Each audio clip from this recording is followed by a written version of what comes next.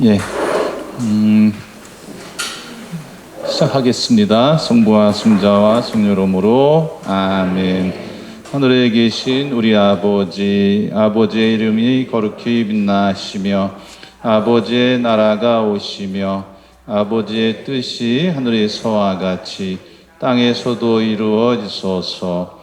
오늘 저희에게 일용할 양식을 주시고 저희에게 잘못한 일을 저희가 용서하오니 저희 죄를 용서하시고 저희를 유혹에 빠지지 않게 하시고 악에서 구하소서. 아멘. 성부와 성자와 성령의 이름으로 아멘. 예, 오늘 성경의 경전화 과정, 처음부터 이것이 경전이다고 딱 확정된 것이 아니라 이런 역사 과정 속에서 또 이단들의 그런 그 공격에 맞서서 우리가 그 신앙생활을 하는데 하느님 말씀으로 믿고 따르는 그런 경전, 예? 이것이 뭐다 이렇게 정하는 그런 과정이라고 볼 수 있겠습니다. 그거 읽어보면 뭐 어려울 거 없습니다. 예, 어렵습니다. 그래서 경전에 속하는 책은 두 번째 문단, 세 번째 문단. 그리스도교 신앙과 생활의 규범으로 적용을 하는 거예요. 그게 이제 경전이 있죠. 예. 그 다음에 어떠한 책이 경전에 속하는지 속하지 않은지, 그 다음에 성령의 감도로 저술되었는지, 구약 성경에 관련된 거는 유다교에서, 그 다음에 구약 성경과 신약 성경에 관해서는 우리 그리스도교가 이게 이제 경전이냐 아니냐 이제 그런 어떤 판단, 이제 결정하는데 권한이 있는 거죠. 그렇죠? 예, 남의 종교가 우리 거 해줘요?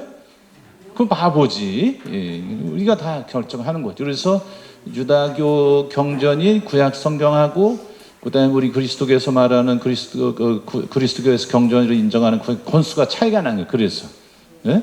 예.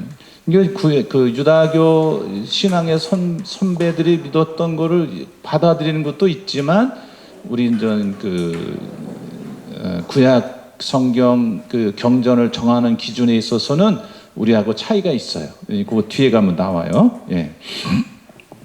그래서 우리 구약 성경에서는 유다교에서는 경전 원칙이 있는데 뒤로 넘어가면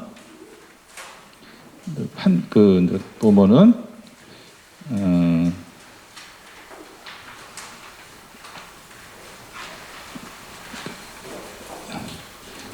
3번에 히브리어 성경 거기에 보면 거기 이제 경전 기준이 나와요. 네 가지 원칙을 유다교에서 정합니다.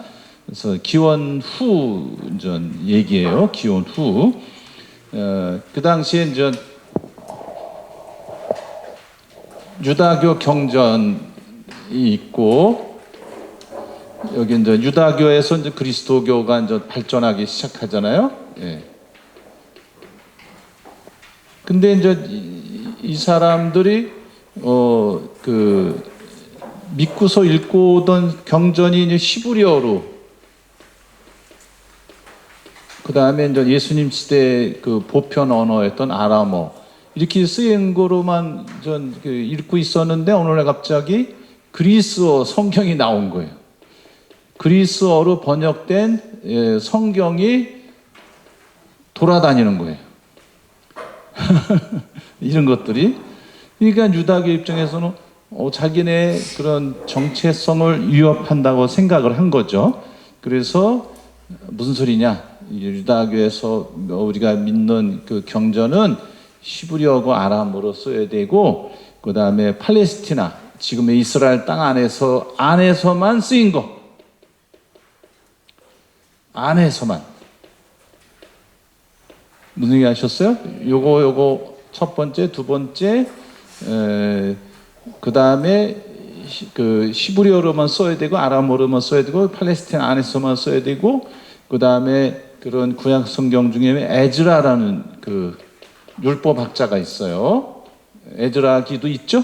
예, 그러니까 유배 갔다가 이스라엘 백성들을 데리고 온 사제이면서 율법. 요 시대까지만 성령의 감도로 쓰였다고 유다교에서는 이렇게 딱 선을 긋은 거예요.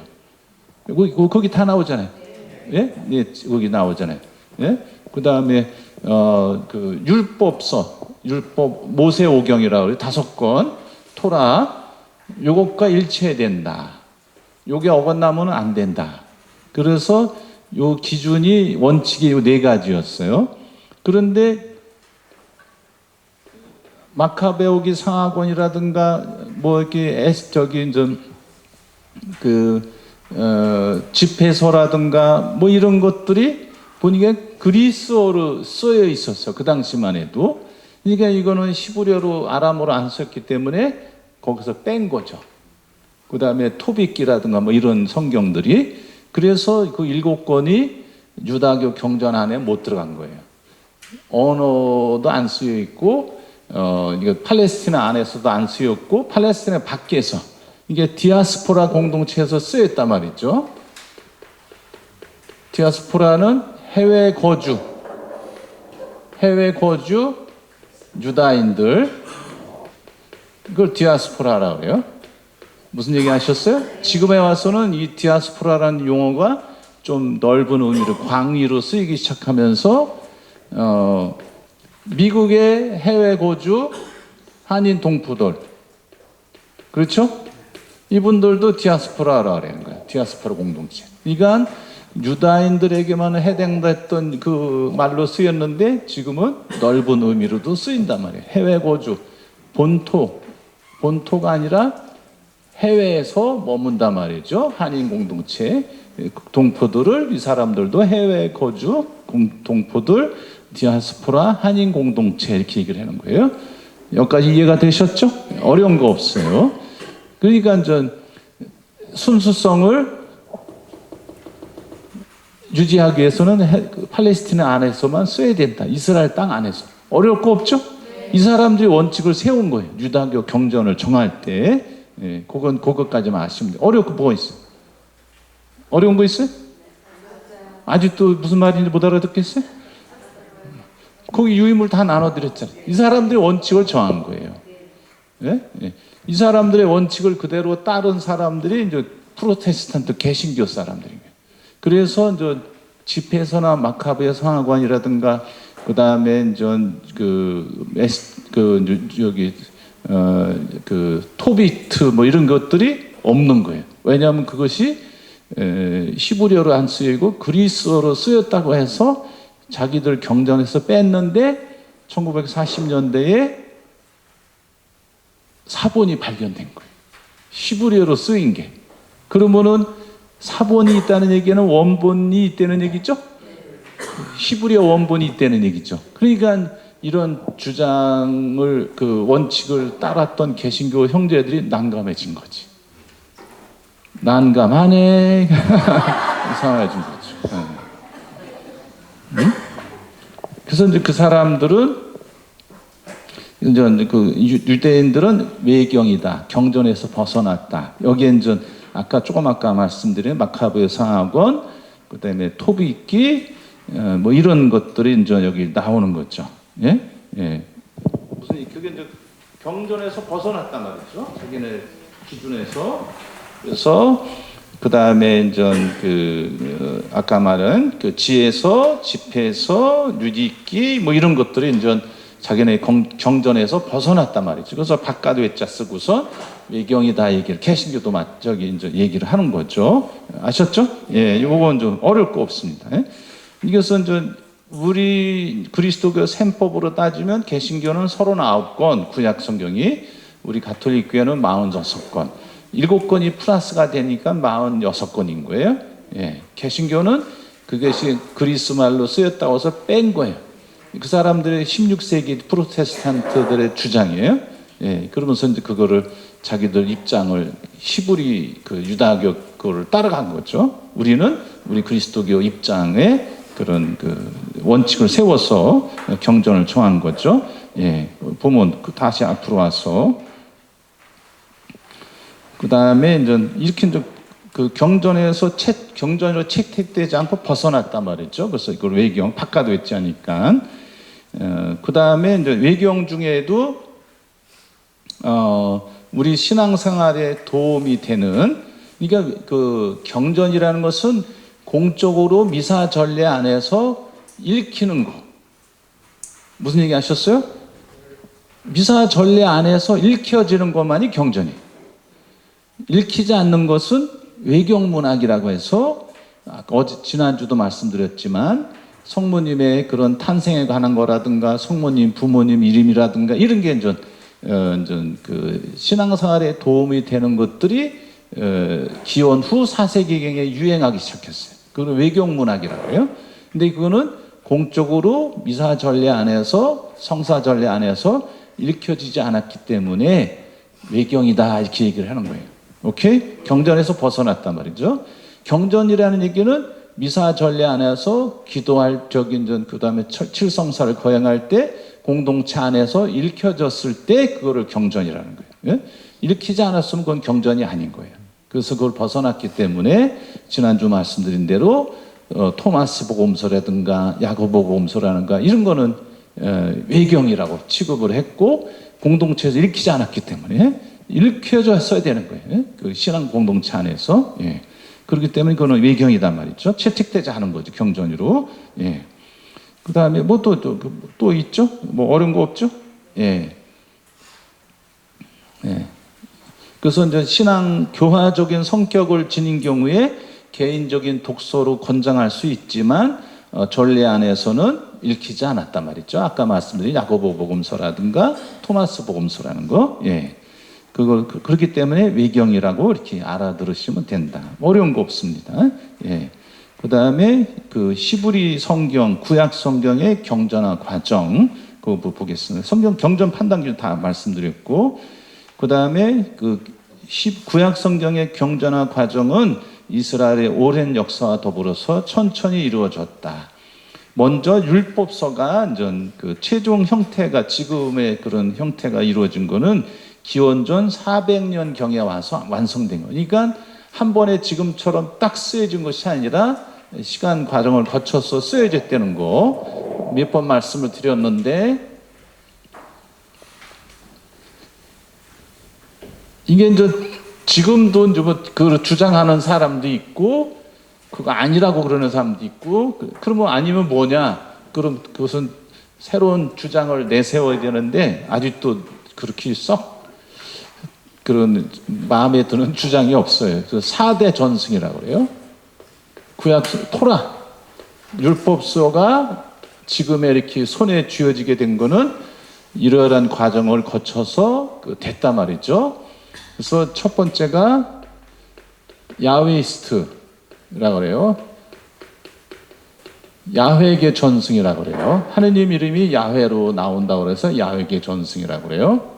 이거는 솔로몬 시대에 쓰여졌다고 그래요. 솔로몬 시대에.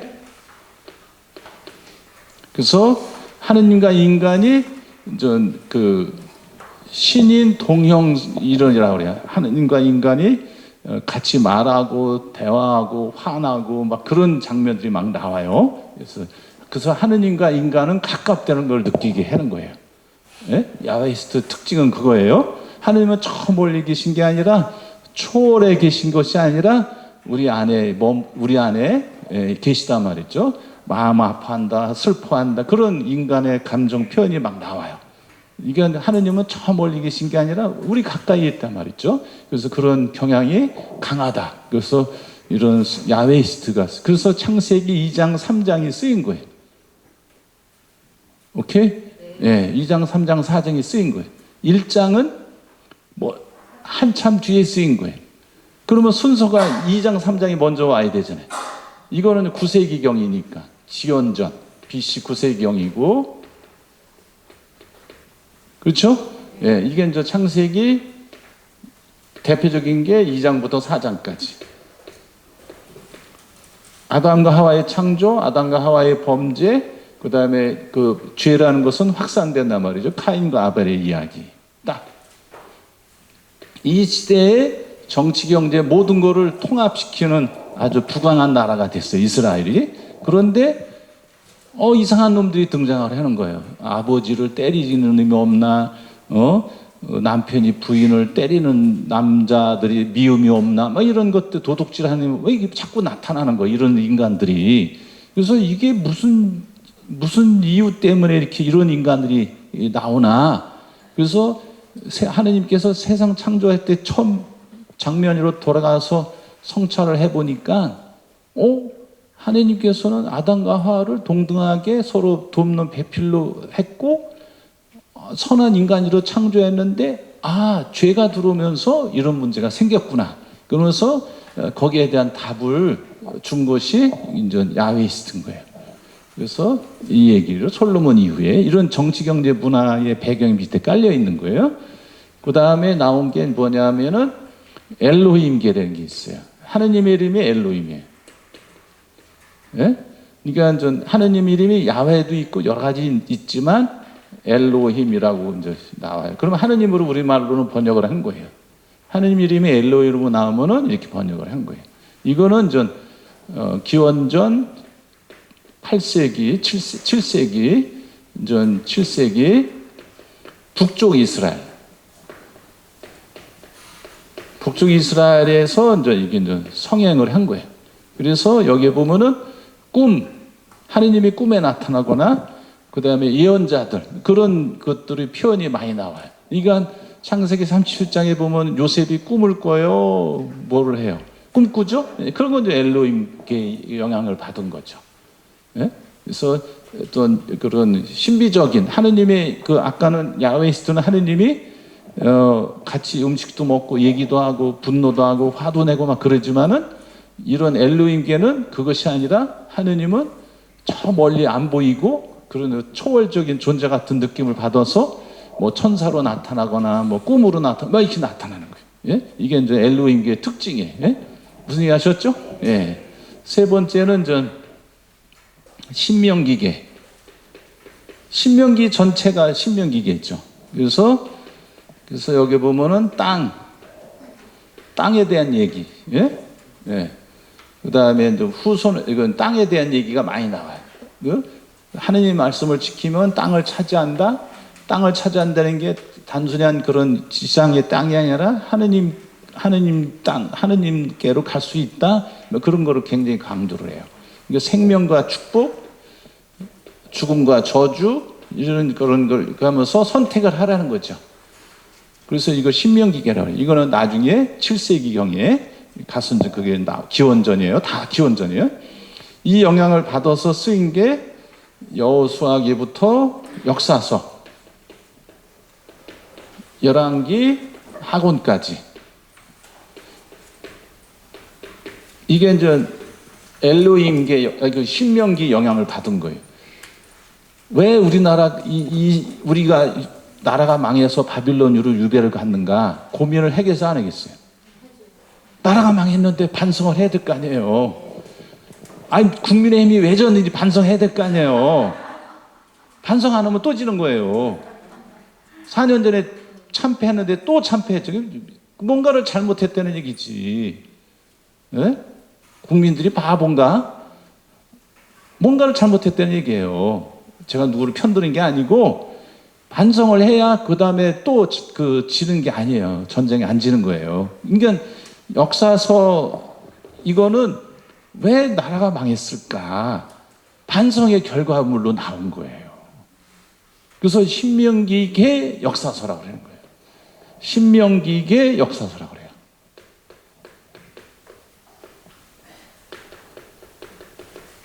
이건 뭐 평임이사 강론 때 여러 번 얘기했어요. 신명기의 그런 정신 영향을 받아서 쓴 거예요. 역사서를. 이게 관점이 있어야 될 거 아니에요. 역사를 쓰는데 관점도 없이 역사를 써요? 사관이 관점이 있는 거예요. 민족주의 사관이냐, 친일적인 사관이냐, 아니면 고려의 정신을 이어받아서 역사 쓸 거냐, 아니면 조선의 영향을 받은 그 조선의 역사를 가지고 쓸 거냐, 다른 거죠. 그렇죠? 예, 그런 역사관이 있다고요. 예, 그에 따라서 이제 쓴 거예요. 이거는 전 신명기의 영향 바탕에서 역사서를 쓴 거예요. 하느님의 말씀을 안 들었기 때문에 나라를 뺏기고 땅을 뺏겼잖아요.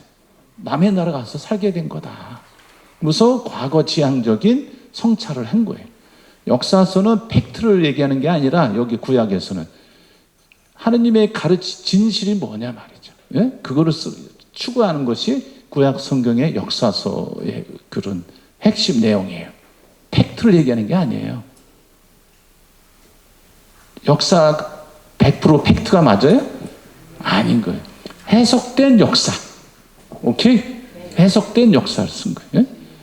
그 다음에 이제 신명기의 역사서가 있다면은 에즈라 느헤미야기 역대기 상하권을 역대기계 역사서라 그래요. 또 이거는 또 역사서가 또 달라요. 역대기계 역사서. 그래서 이거는 전 에즈라기부터 느헤미야기, 역대기, 상하권 이렇게 있는데 이거는 예루살렘 성전 전례를 굉장히 중요시해. 예? 그래서 그것이 핵심 내용이야. 그러다 보니까 거기 다윗 중심이고 유다, 이게 나라가 한참 뒤에 쓴 거니까 유다의 왕권 가까운 쪽에 그런 역사서를 관을 가지고 쓰는 거예요. 어? 예. 이거는 신명기 가지고 쓰는 거고. 예. 그래서 이제 신명기의 핵심 내용이 뭐예요? 이스라엘은 들어라. 주 너의 하느님은 한 분이시다.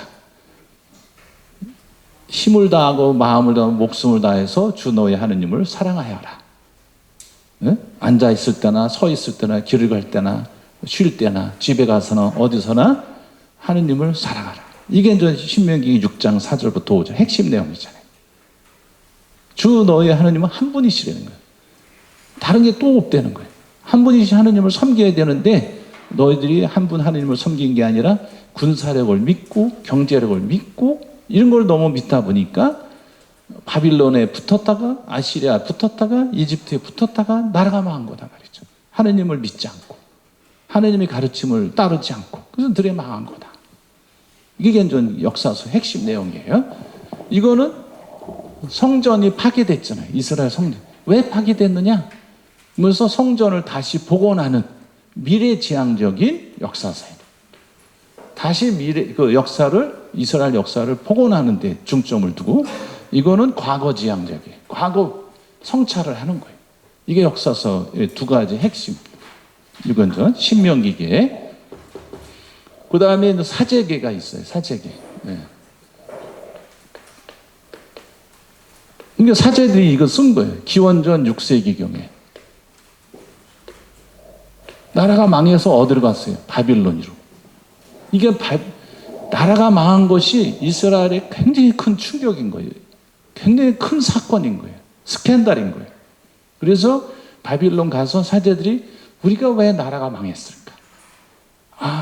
하느님에 대한 경신에 안식일을 안 지킨 거, 그 다음에 그런 여러 가지 이제 전례, 하느님께 대한 그런 예배 이런 것들이 많이 나와요.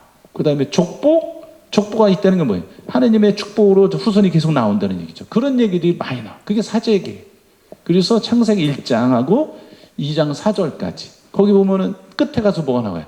안식일에 쉬셨다. 안식일이 이게 뭐하고 관계돼 있어요? 사제하고 관계가 있지. 오케이? 예. 그거하고 관계되는 거예요. 예. 그래서 이런 네 가지 4대 전승에 의해서 창세기, 탈취기, 레위기, 민수기, 신명기가 쓰여졌다고 하는 거예요. 19세기에 독일의 유명한 성사학자인 율리우스 벨하우젠이라는 사람이 주장을 한 거예요. 근데 이제 최근까지도 그 주장이 설득력이 있다고 해서 여기저기 책을 보면 아직도 이 얘기가 나와요. 예. 근데 이거는 절대적인 건 아니에요. 그 당시 19세기에 벌써 연구를 해보니까 이렇게, 이상한데? 이 내용이 왜 이렇게 서로, 충돌을 하지? 그런 얘기가 막 나오는 거예요. 예? 예. 여기 가다가, 이게 글 잘 쓰는 사람들은 일관성 있게 쭉 나가지만은 글 쓰다 보면 어떤 때는 옆으로 새는 경우가 있어요. 이게 본 내용하고 옆으로 새는 경우가 생겨요. 갑자기 이 내용이 하다 갑자기 이게 나와. 그래서 성서학자들이나 공부하는 사람이 가만히 보니까 이상한데? 그러니까 예를 들면 노아의 홍수 같은 경우도 그냥 40일 동안 비가 내렸다고 그러는데 어디 가서는 또 아니라 그러고 뭐 이렇게 나오니까 이상한데 이걸 충돌한다 그래요. 요 내용하고 이 내용하고 충돌한단 말이에요. 아, 이거 한 저자가 쓴 게 아니구나. 여기서 좀 의문점이 해결이 된 거예요. 의문점이 생겼는데 이런 네 가지 전승에 이렇게 맞춰보니까 아, 이런 이유가 있었구나. 이걸 알아낸 거지. 오케이? 예. 그래서 이런 주장을 하는 사람이 있다는 거. 예. 그래서 오랜 역사와 더불어서 이렇게 쓰여졌다. 그 다음에 그 율법서를 토라라 그래. 토라. 그런 그 율법, 법, 뭐 이런 의미를 담고 있어요. 그 다음에 네빔, 나빔, 그래서 예언서라. 그래서 예언자를 나비라고 그래요. 나비. 날아다니는 나비가 아니고요. 히브리어로 나비라고 그래요. 예언자를. 이스라엘의 신앙 공동체에서 그에게 폭넓은 지지와 인정을 받게 된 거는 기원전 200년이에요. 한참 뒤에. 이게 예언서가 여기저기 쓰여지기 시작했는데 한참 뒤에 이제 그게 인정을 받은 거예요.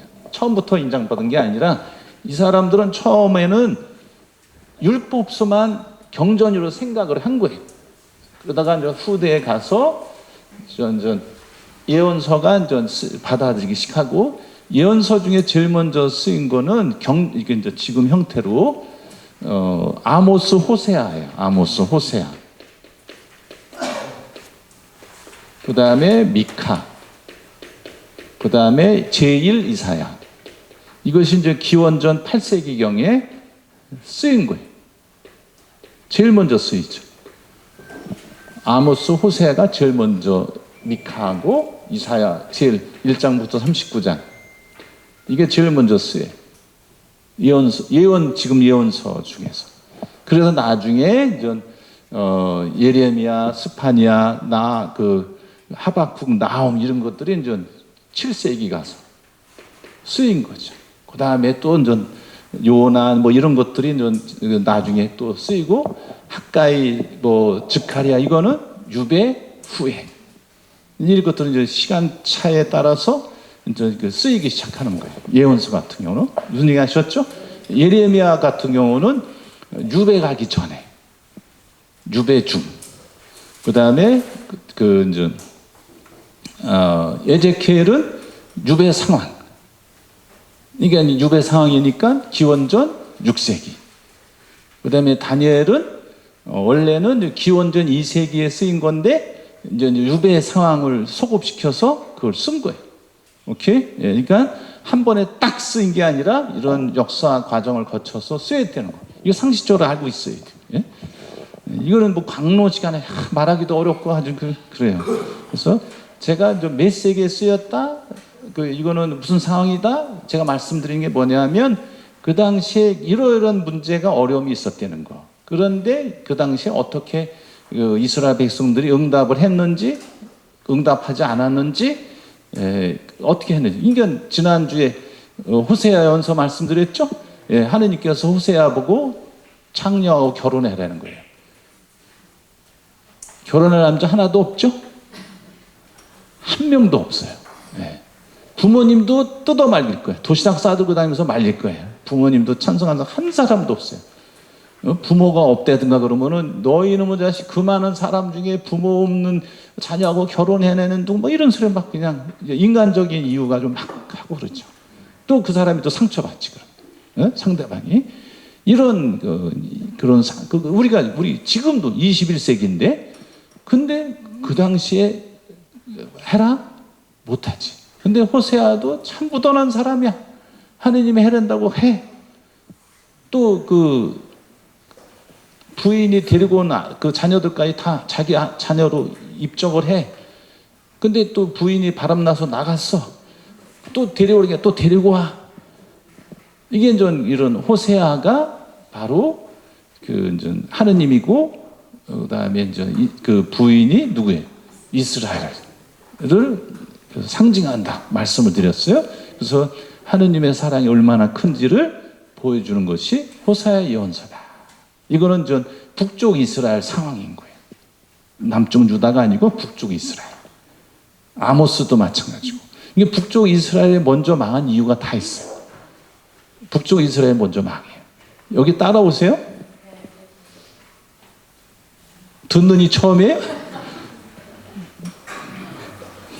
그래서 지금 제가 쉽게 하려고 하긴 하는데 처음 듣는 분은 저게 무슨 소린가. 그 다음에 아모스도 거의 같은 시기에 북쪽 이스라엘 분이에요. 북쪽 이스라엘에.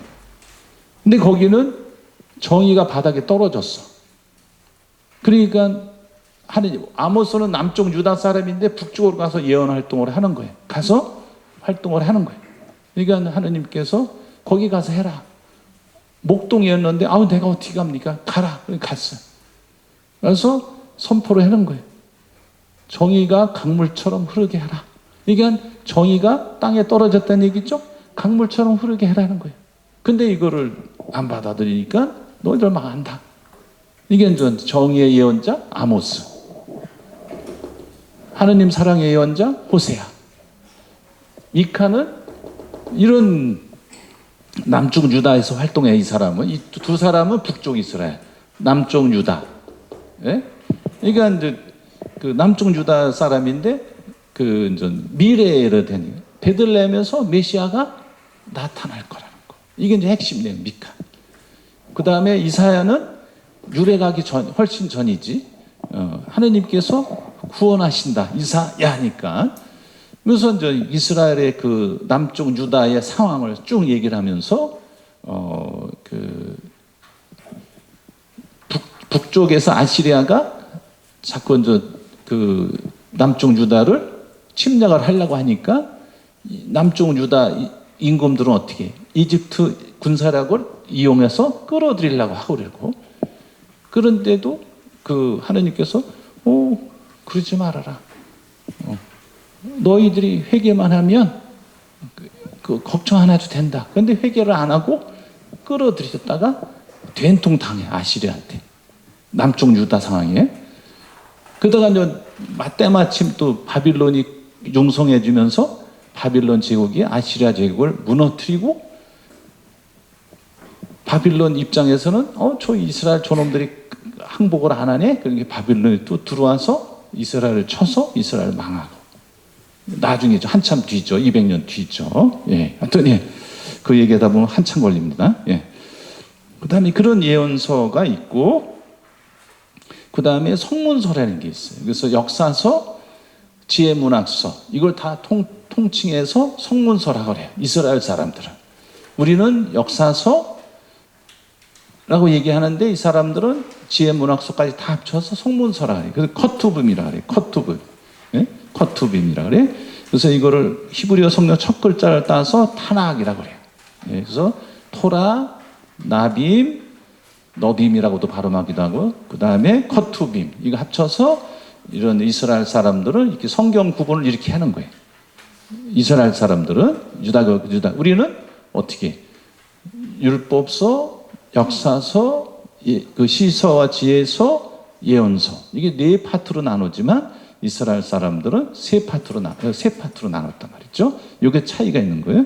이거 맨 앞에 보면은 성경 구분하는 거 나오잖아요. 맨 앞에 보시면. 예? 이건 예비 신자 때 다 배운 거예요. 예? 안 배웠어요? 여기 나오잖아요. 5경. 5개 경전이라는 얘기죠. 예? 그 다음에 역사서. 넘기면 시서와 지혜서. 시편과 아가. 그 시죠. 이게 시서. 지혜서. 욥기, 잠언, 코엘레, 지혜서, 집회서. 이거는 지혜문학서라고 그래요. 그 다음에 예언서. 이걸 예언서를. 하느님이 어떤 사람을 택해서 나의 말을 전하라 말이죠. 그래서 이거를 예언자, 그런 문학서를 예언 문학서, 그래서 예언서 이렇게 얘기를 하는 거죠. 그래서 우리 그리스도교는 네 부분으로 나누지만 유다교 경전에서는 세 부분으로 나눈다. 이거 차이가 있는 거예요. 됐죠? 예. 더 얘기해요? 예. 그 다음에 이제 이렇게 이제 히브리어로 성경이 이렇게 형성이 됐는데, 기원후 1세기경에 그리스어 성경과 70인역 성경과 히브리어 성경이 혼재가 됐어요. 이게 어떤 게, 유다교 입장에서는 어떤 성경을 읽어야 되는지 헷갈리는 거예요. 그래서 그런 혼재되던 시절에 전 그 기온 후죠 얌리아라는 곳에서 회의를 열어 유다교에서. 그래서 우리 그 유다교 경전은 네 가지 원칙에 입각해서 요거만 경전으로 인정한다. 이게 결정을 내리는 거예요. 그래서 그 히브리어로 써 있어야 된다. 율법과 충돌하면 안 된다. 팔레스티나 안에서 써 있어야 된다. 에즈라까지만 난다. 거기까지만 하나님이 계시를 받았다는 거지. 성령이 합니다. 그 이유는 아니라는 거죠. 근데 우리 그리스도교는 계시의 완성이 누구예요? 예수 그리스도. 그러니까 그 이후에도 쓰인 것도 우리 경전으로 받아들인 거죠. 우리 그리스도교 입장에서는요. 됐죠? 예, 예. 그다음에 뭐 어려운 거 없죠. 예. 다 얘기했어요. 예. 그래서 실제로는 이 사람들은 24권인데 왜 24권이냐? 사무엘기 4권, 열왕기 4권, 역대기 4권 이걸 다 합쳐서 한 권으로 만들어. 에즈라기 느헤미야기도 한 권. 12권인데 그것도 합치니까 한 권. 그러니까 어떻게? 24권인 거예요. 그 다음에 또 22권이라고 주장하는 사람들, 판관과 룻기도 합치고, 예레미야 애가도 합치고, 그러니까 한 권 줄어드니까 어떻게? 22권. 오케이? 예, 예. 그래서 22는 히브리 알파벳 숫자에 맞춘 거라고도 볼 수 있고, 그 다음에 24권이라고 주장하는 사람들은 12달 또는 이스라엘 12지파의 숫자에 1을 곱한 것이라고 볼 수도 있고, 이게 요건 유다교 안에서도 이렇게 왔다 갔다 하기도 해요. 오케이? 예. 그 다음에 이제 히브리어로 구약 성경이 쓰여 있지만, 이거를 시간이 흐르다 보니까 나라도 망하고 여기서 쫓겨다니다 보니까 자기 나라 말을 발음하는 걸 잊어버렸어요. 그럼 어떻게? 학자들이 그거를 연구를 해서 후대 사람도 읽을 수 있도록 히브리어 알파벳을 가지고 있었지만 못 읽는 거예요. 히브리어는 모음이 없어요. 자음만 있어요. 특이하죠? 자음만 가지고 어떻게 읽어? 예? 특이하잖아요. 모음 자음이 있어야 읽잖아요. 네? 그래서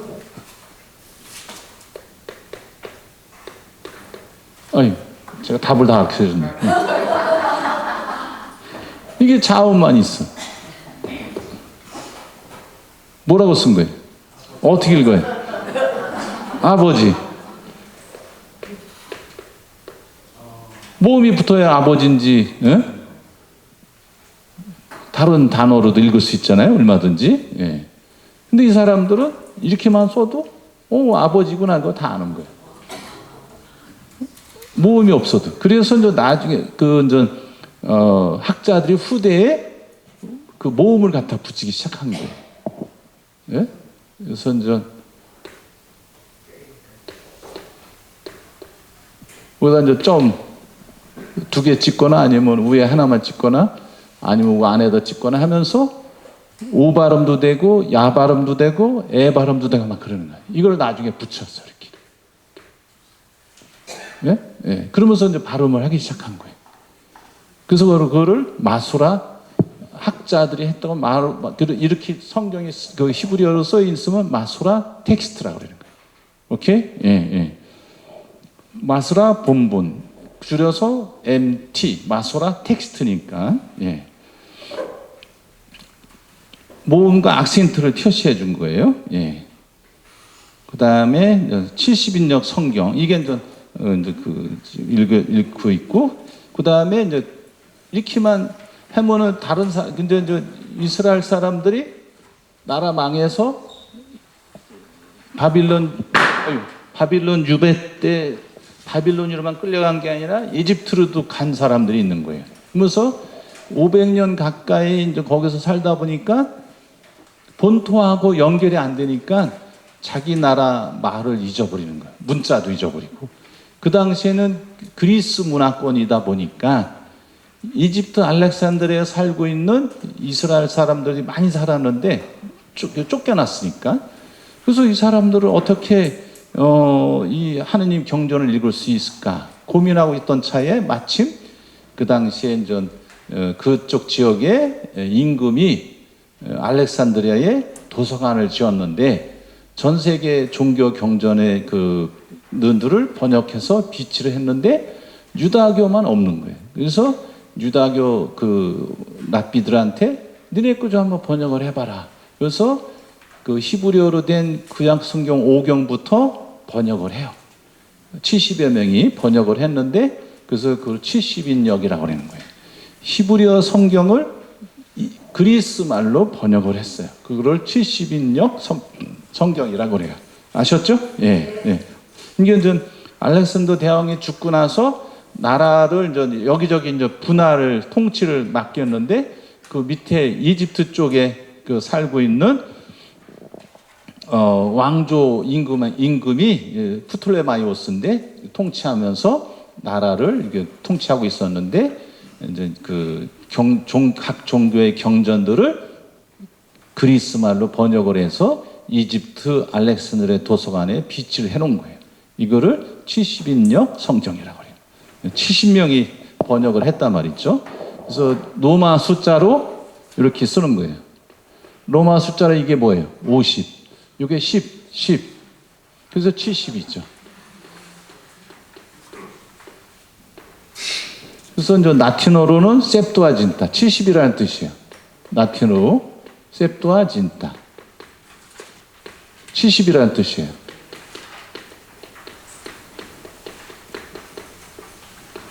요거만 알고 계시면 돼요. 로마 숫자. 예. 뭐 이렇게 이게 뭐 여기 써 있는 경우도 있고 이렇게 로마 숫자로 써 있는 경우. 이거 뭐 상식적으로 알아두시면 돼요. 여기 보면은 성경 펴 보시면은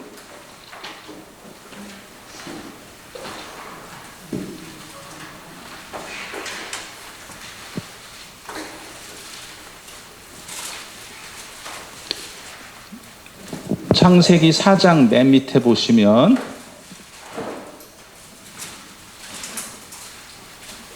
거기 밑에 각주가 있죠? 예. 사마리아 5경, 사마리아 북쪽 이스라엘에서의 5경 경전 70인역.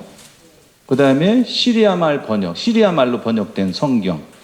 그 다음에 대중 라틴 말, 뭐예요? 불같다. 성경에 따라서 들에 나가자를 넣어서 옮기기도 한다는 거죠. 오케이? 예. 그게 이제 70인역 벌써 표현이 나왔죠? 예. 그 다음에, 창세기 1장에도, 창세기 1장 그 밑에 보시면, 거기도 이제 사마리아 5경 70인역 시리아 말 여기는 엿새날로 되어 있다. 그게 이제, 이 시브리어 본문만 가지고 번역하기가 어려운 거죠. 그래서 이런 다른 언어로 번역된 거를 그 옆에 갖다 놓고 번역을 하는 거예요. 오케이? 예, 예. 지금처럼 이렇게 그 성경 그 사본이 잘 이렇게 정리가 됐던 시절이 아니니까 옛날에는 무슨 얘기 하셨죠? 예. 그래서 이렇게 이제 번역본들이 많아야 됩니다. 그 다음에 이제 나중에 현대 와서 그 라틴 말 또 나오죠. 뒤로 넘어가면. 예. 뭐 다 됐네요, 여기. 예. 그 다음에, 이게 초기 그리스도교는, 70인역 성경을 본문으로 해서 성경을 읽었던 거예요. 무슨 얘기 하셨죠? 구약 성경을 읽을 때. 왜냐하면 그 당시에 그리스 말이 보편화되어 있었기 때문에 그리스 말로 된 구약 성경인 70인역을 가지고 읽었던 거예요. 그래서 우리 초기 그리스도교에서도 그것을 그 70인역 성경 가지고 읽는 그 대중 미사 때나 어느 때 읽는 거를 그 성경을 그 그리스 말로 된 마카베오 성화관이라든가 토비기라든가 이거를 집회선에 받아들일 수밖에 없는 거죠. 우리 그리스도교는 읽었으니까 초기 교회 때부터 대중들 앞에서 미사 때. 그래서 이제 그 전에 공동 번역에서는 이 그리스 말로 된 구약 성경을 제2 경전이란 말을 썼었어요. 근데 이제 우리 개신교하고 이제 번역하려다 보니까 같이 양보를 한 건데 지금은 우리 새 번역을 우리가 독자적으로 했기 때문에 제2경전이라는 말은 안 쓰죠. 예? 예, 이거는 좀 다른 학자들이 갖다 쓴 건데, 예. 무슨 얘기 하셨죠? 예, 예. 그래서, 그 다음에 신약성경 경전 목록은, 최초의 문서는 알렉산드리아 대주교 성 아타나시오 부활절 서간에 지금으로 말하자면 부활절 메시지죠. 주교님이 부활절 메시지 보내는 것처럼 그리스도교 신자들한테 부활절 메시지를 보낸 거예요. 알렉산드리아 아타나시오 주교님이. 예. 그래서 그 오늘날 경전의 의미로 쓰이는 카논이라는 어휘. 그래서 신약 성경에도 등장을 하는데 법칙, 한도, 범위라는 뜻으로 얘기를 해요. 그래서 카논을 경전이라는 의미로 처음 사용한 사람은 아타나시오 대주교님이에요. 그 다음에 신약 성경 27권의 문서가 성경으로 공식적으로 인정된 것은 382년 로마 교회 회의와 카르타고 교회 회의 때예요. 유럽 밑에 보면 카르타고 섬이 있죠?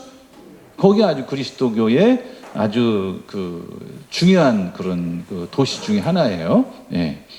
그 다음에 히포. 예, 히포 하면 누가 생각이 나요? 아우구스티노 성인 생각이 나죠. 히포 주교님이셨으니까 여기에 이제 그래서 성경이 이제 제2경전이라고까지 불리는 그것까지 다 포함해서 이제 우리 신약 성경 27권, 구약 4권 이렇게 이제 히포 주교님도 그리스도교 교양이라는 책에서 성경 경전으로 쓰이는 거는 이거에다 표현을 다 해놓고 있어요 벌써. 예, 그리스도교 교양이라는 책이 있어요. 그것도 제가 가져오는 것도 잊어버렸어요. 예? 그러다가 4세기경의 교황 다마소 1세는 예르니모 사제에게 쉬운 라틴어로 성경을 번역하라는 지시를 내려서 번역을 했는데 그걸 불가타 성경이라고 해요. 라틴어로 된 거. 예. 70인역은 그리스어로 쓰인 거고, 그 다음에 라틴어로 쓰인 그 성경 이름은 불가타. 불가타. 성격이 불같았어요. 예르니모 성인이. 지난주 말씀드렸죠? 네. 어떻게 우리말로 불같다가 우연의 일치인지 모르지만 하여튼 불같다가 돼버렸어요. 예. 하여튼, 예. 그래서 번역을 했어요. 그래서 이제, 그래서 어느 것이 성경이고 어느 것이 아니지, 어느 날 한순간에 전해진 것이 아니라 오랜 세월 교회 공동체의 전통과 여러 번에 걸친 교회 회의를 통해서 27권의 책이 성경이라고 전해져 왔다. 그리고 이러한 가톨릭 교회의 결정을 개신교도 그대로 따르고, 개신교도 27권이에요. 예? 가톨릭 싫다고 나갔는데도 27권이에요. 예. 그런데 이제 루터나 이런 사람은 야고보서를 뺐어. 처음에는 뺐어요. 후대 제자들이 다시 집어넣은 거예요. 왜냐면은 그 루터의 주장하고 안 맞는 게 야고보서에 나오니까. 그래서 뺐다가 다시 루터가 집어넣은 게 아니라 후대 사람들이 집어넣은 거. 왜 그러냐면은, 개신교는 3S 정책을 썼어요. 정책이라는 게 좀 이상한데, 예, 하여튼, 전두환 때 3S 정책을 썼죠? 그래서 스크린, 섹스, 스포츠. 이게 대중들이 정치에 관심 좀 흐리게 하려고. 예. 근데 라틴어로 3S라 그러면은, 이제 그 프로테스탄트에서 이제 그런 자기 목표를 이루기 위해서 한 건데, 3S라 그래요. 개신교, 솔라, 온리. 솔라, 태양열 솔라가 아니고요. 솔라, 스크립투라. 성경, 오로지 성경. 그 다음에 솔라, 피데스, 믿음. 솔라, 그라시아, 은총. 그래서 이거를 앞자만 따서 3S라고 그럽니다. 이게 개신교는 오로지 성경, 오로지 믿음, 오로지 은총. 이게 믿음으로만, 성경으로만. 이거는 성경에도 없어요. 성경에 믿음으로는 말은 있어요. 근데 믿음으로만은 없어요. 다른 거죠. 같아요? 다른 거죠. 개신교 형제들 만나면 어디 성경으로만이 나오니 성경 한번 찾아봐 그러면 힘들어한다고. 믿음으로만이란 말이 어디 나오냐? 안 나와요. 믿음으로는 나와. 믿음으로 하고 믿음으로만은 달라요. 이게 뭐 이렇게 하면은 다른 거 다 제껴놓는다는 얘기죠? 그렇잖아요.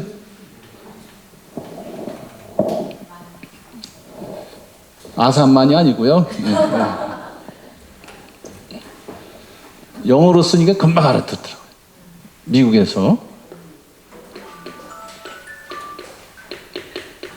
교포들한테 이걸 썼더니 금방 알아들어요. 그 다음에 only, face 이렇게 하니까 금방 알아들어요. 그러니까 영어 성경에는 by face로 나와 있어요.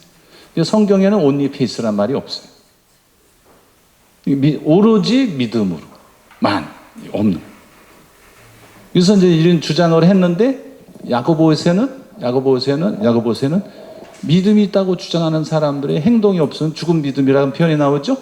그러니까 이게 이제 루터의 주장하고 부딪히잖아요. 이게 루터는 뺐던 거예요. 루터의 제자들이 이 좋은 성경을 왜 빼냐 다시 집어넣은 거예요. 그래서 21권이 맞춰진 거죠. 그렇죠? 예. 우리 가톨릭을 이제 그런 교회의 결정을 벗어날 수가 없어요. 성탄절 누가 정한 거예요? 교회가 우리 가톨릭 교회가. 부활절 누가 정한 거예요? 가톨릭 교회가 정한 거예요. 공예를 통해서 교황님의 결정으로. 이게 그걸 못 벗어난 거지. 예? 그래요. 예. 그 다음에 개신교의 경전화. 사도시대 이후부터 그리스도교는 유다교의 결정에 따른 것이 아니라 성령의 감도에 따라 인도된 독자적인 결정에 따라 46권을 구약 성경으로 받아들여 서양에 왔다. 그런데 16세기에 와서 프로테스탄트 창설자들이 제2경전은 아까 말씀드린 마카베 상하권, 토비기, 유디기, 집에서, 지에서 이런 것들은 히브리어 사본이 없고 그리스어 사본만 있기 때문에 성경으로 인정할 수 없다고 유다교 얌리아 회의의 입장을 그대로 따르게 위에서 다 말씀드렸어요. 얌리아 회의가 뭔지. 개신교는 구약성경이 그래서 39권이에요. 그런데 1947년 이스라엘 가면 사해 있죠? 사해. 지도 그리면은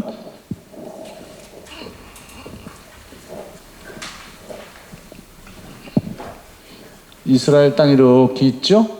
여기서 이제 이쪽 북쪽은 갈릴레아 지방이고 중간은 사마리아, 여기는 유다 지방인데 여기서 이제 헤르몬 산에서 눈이 녹아가지고 길이 내려면 이거 갈릴레아 호수가 있고 여기서 쭉 내려다 보면 여기 이제 조그만 그 사해가 죽은 바다, 소금으로 덮여 있는 여기서 물이 흘러 내려오는 거예요. 그래서 단에서부터 북쪽 단에서부터 흘러 내려왔다고 해서 요르단 강이라고 그래요. 이거를 요르단 강. 여기 갈릴레아 호수. 그래서 갈릴레아 지방. 여기는 사마리아 지방. 여기 밑에는 유다 지방. 그랬는데 여기가 사해가. 여기에 쿰란 공동체가 있어요. 나중에 또 얘기하겠지만 여기 쿰란 공동체에서 어느 이제 목동이 양을 잃어버려서 그래서 돌을 어떻게 저기 무슨 굴이 있는 것 같아 돌을 딱 던졌더니 땡그랑 소리가 나가지고 거기 가본 거예요. 이게 무슨 항아리가 있고 무슨 종이 같은 게 막 있는 거예요. 그래서 얘가 이제 아버지한테 가가지고 이런 게 있는데 어떻게 해 그랬더니 그 아버지가 마침 전 그 도미니크 수도의 어느 신문 라그랑제 신부님인가 그분한테 가서 얘기를 해. 라그랑제 신부님이 뒤로 자빠졌다 다시 일어났어. 깜짝 놀라. 이분은 성서학자니까 그냥 난리가 난 거지. 그러면서 이제 그때 47년이잖아요. 여기서 이제 구약 성경 사본들이 히브리어로 쓴 거, 그리스 말로 쓴 거 막 무더기로 막 쏟아져 나오는 거예요. 지금도 계속 연구를 하는 거예요. 그러면서 아까 얘기한 대로 개신교 사람들이 이제 부정했던 마카베오 상권, 집에서, 지에서, 토비기 이런 것들이 히브리어 사본이 나온 거예요. 이게 히브리어 사본, 백길사자니까 원본이 있다는 얘기죠. 이게 완전 히브리어로만 쓰여진 것만 인정한다 그랬는데 이거 히브리어 사본이 나오니까 개신교 사람들은 곤란해지기 시작한 거죠. 예. 끝. 다 됐네요. 네.